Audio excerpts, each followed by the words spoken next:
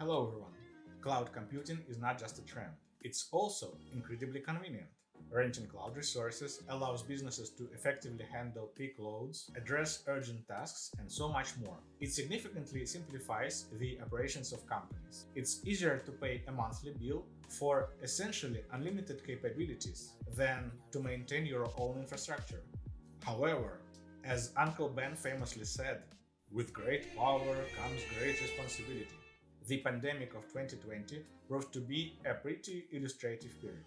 Companies faced a massive surge in traffic, and cloud services enabled them to effortlessly withstand intense loads due to the ability to rapidly scale resources. But when everyone realized the cloud's value, the infrastructure began to shift. Everyone wanted to use simple and accessible cloud services like Amazon Web Services, Microsoft Azure, and Google Cloud Platform, but no one was keen on paying the hefty bills that followed. And the bills did come, and they were expensive. Companies encountered unjustifiable high costs for cloud services, irrespective of their actual needs.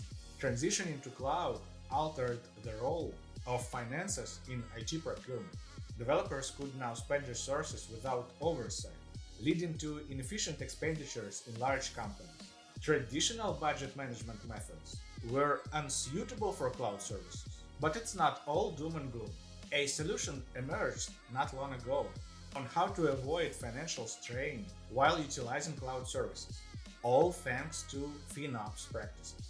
FinOps is a method of managing and optimizing cloud service costs, helping teams better understand and account for their expenditures, enabling them to make more financially sound and beneficial decisions. The approach to managing cloud expenses was born independently in several companies worldwide, but they all faced a common challenge: how to evaluate efficiency of resource utilization based on the data about costs from cloud providers.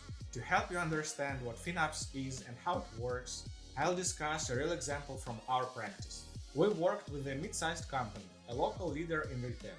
Unfortunately, our work is under NDA, and I cannot disclose the company's confidential information, but I can share the results and process of our work with you. Please hit like, don't forget to subscribe and ring the bell. You're watching the InfinOps Insights channel. I'm the CTO of InfinOps, and today we're exploring what FinOps is and one of the possible scenarios of its implementation.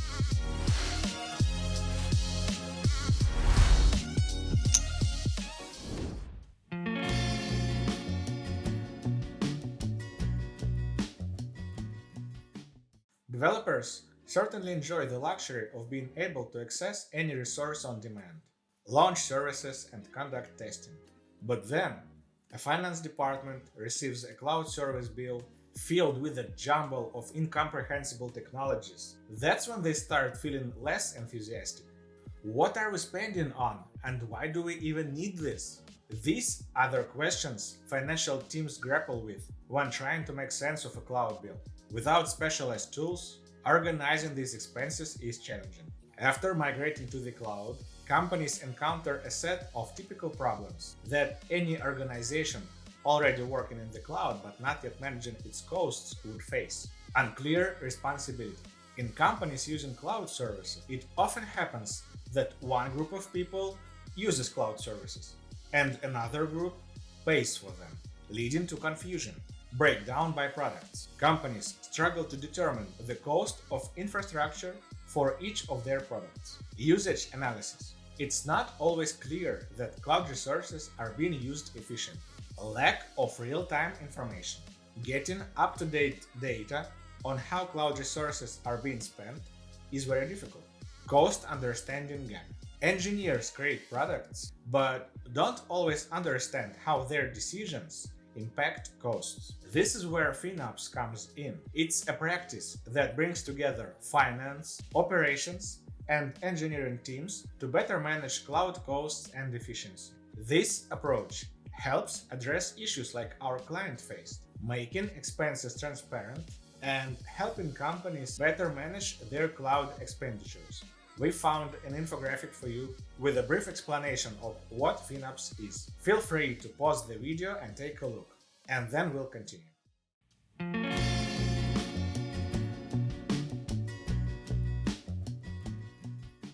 FinOps is not a magic pill. It's better to think of FinOps as a process than a program that, once installed, eliminates all expenses. FinOps is a comprehensive process, much like a predator on a hunt. It starts by crawling, then walks calmly, and finally runs. FinOps has 3 levels that determine the maturity of processes within an organization. Crawl. Demonstrate the benefits of implementing FinOps to teams and leadership and ensure a minimum level of cost management.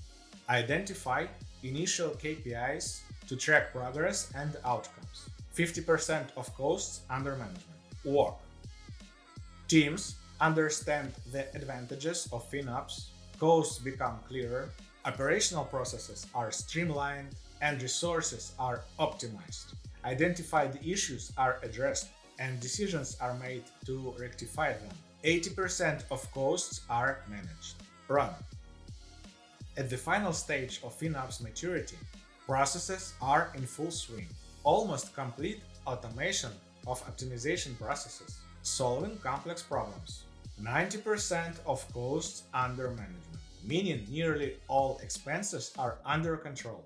The deviation of forecasted expenses from actual expenses is 12% or less. You can read more about the maturity levels of FinOps on the FinOps Foundation page. The link will be in the description. The FinOps Foundation is a community organized by the Linux Foundation to bring together those working with cloud services to disseminate FinOps methods. Now, let's see how these maturity levels are implemented in reality. After identifying problematic points with our client, we started thinking about the direction to work in. Our client didn't have a full list of all digital products, making it difficult to calculate how much money was going into the cloud.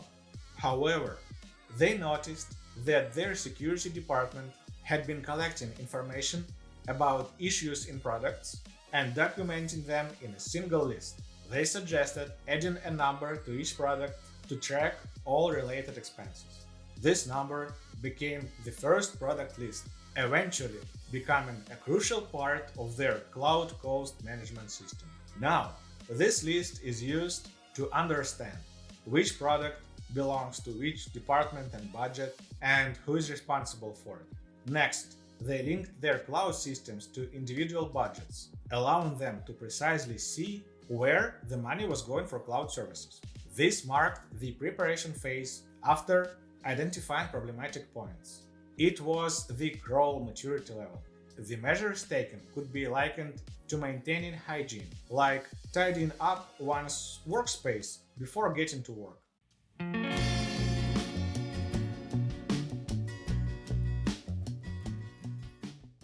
After some preparation, we suggested dividing the bill between 2 teams. They started advertising the cloud within the company, attracting new users. However, manual management of cloud resources became inefficient. So they created a system where anyone could independently obtain the cloud resources they needed. This helped quickly see who was using the cloud and how. While this was cool, they wanted more. Therefore, they decided to continue improving the system and add new features. Real-time visibility into spending. This helped teams better understand their expenses and do work more efficiently. Automatic cost optimization recommendations. They started with simple checks, like identifying unused volumes in the cloud, which alone saved a significant amount of money. A service that sent daily optimization tips to teams, and this further reduced costs. In the end, thanks to all these improvements, they managed to reduce their cloud expenses by approximately 30% within 1 year.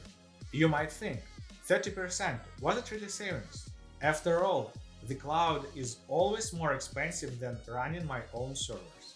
Because it's simple. Buy a server, hire an admin, and then scale the capacities as needed.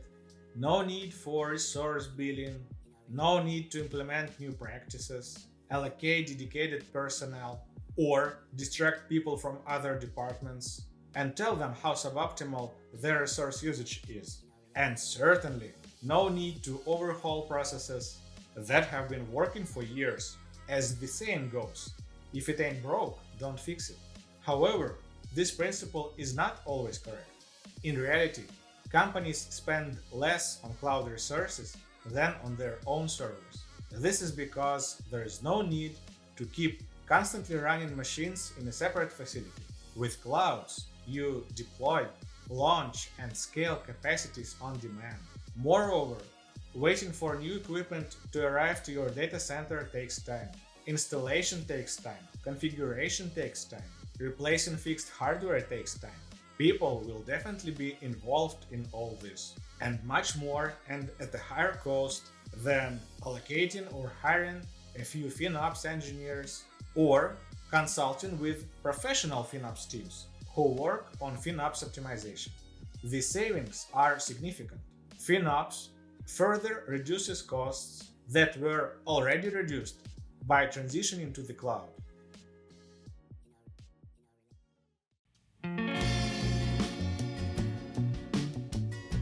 What's next? Only forward. Essentially, FinOps doesn't have a specific ending point or destination. FinOps is a constant process. As businesses scale and expand, relying more and more on the cloud, new expenses will emerge that need to be managed. The only difference is that it becomes easier since the groundwork has already been laid. So, after implementing key measures and reducing cloud expenses by 30%, we decided to move forward.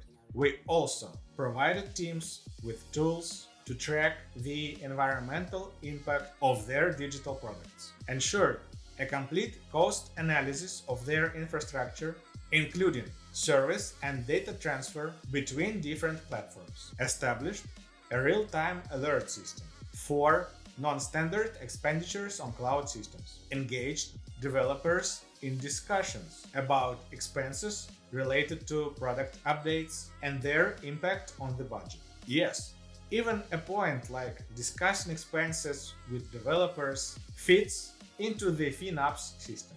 As you can see, FinOps represents a comprehensive set of tasks that include identification, analysis, calculation, and testing.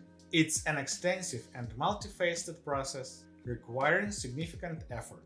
Overburdening employees or entire teams with additional tasks related to FinOps can yield short-term successes, but it's not a sustainable solution.